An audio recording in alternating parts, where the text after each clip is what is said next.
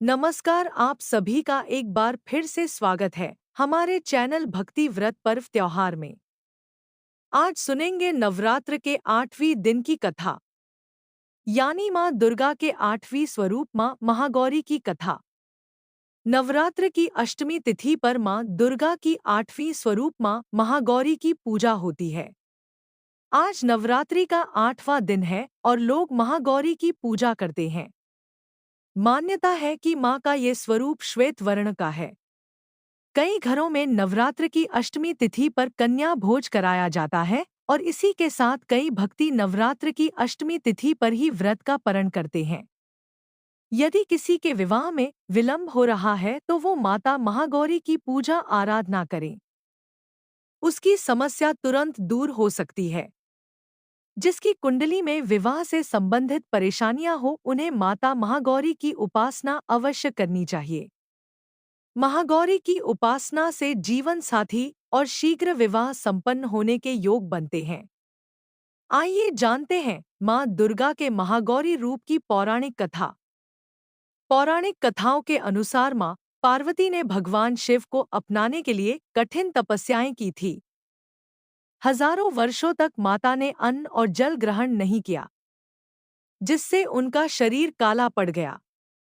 माता की तपस्या से प्रसन्न होकर भगवान भोलेनाथ ने उन्हें पत्नी के रूप में स्वीकार किया और गंगाजल उन पर डालकर उनको अत्यंत कांतिमान बना दिया। इस वजह से पार्वती के स्वरूप को महागौरी कहा जाता है। मान्यता है कि माता के इस स्वरूप की पूजा विधिवत करने से सौंदर्य की प्राप्ति होती है। हर घर में सुख समृद्धि का वास होता है। पर महागौरी के वर्ण को लेकर एक अन्य कथा भी है, जिसके अनुसार माँ को अपना ये रूप ब्रह्मा जी के आशीर्वाद से मिला है। कालरात्रि के रूप में सभी राक्षस का वध करने के बाद भोलेनाथ ने देवी पार्वती को काली कहकर चिढ़ाया। इस पर माता ने उत्तेजित होकर ब्रह्मा जी की कड़ी तपस्या की। ब्रह्मा जी ने देवी से प्रसन्न होकर माँ पार्वती को साक्षात दर्शन दिए और हिमालय के मानसरोवर में स्नान करने के लिए कहा, जिसके बाद माँ का शरीर दूध की तरह सफेद हो गया। माता के इसी स्वरूप को महागौरी कहा जाता है।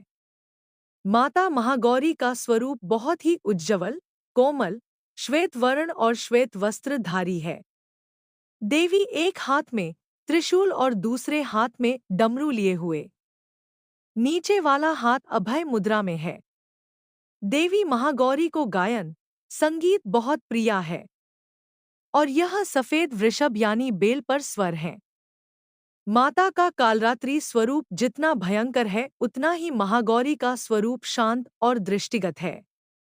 अष्टमी तिथि को इनकी पूजा करने से सभी मनोकामनाएं पूरी हो जाती है।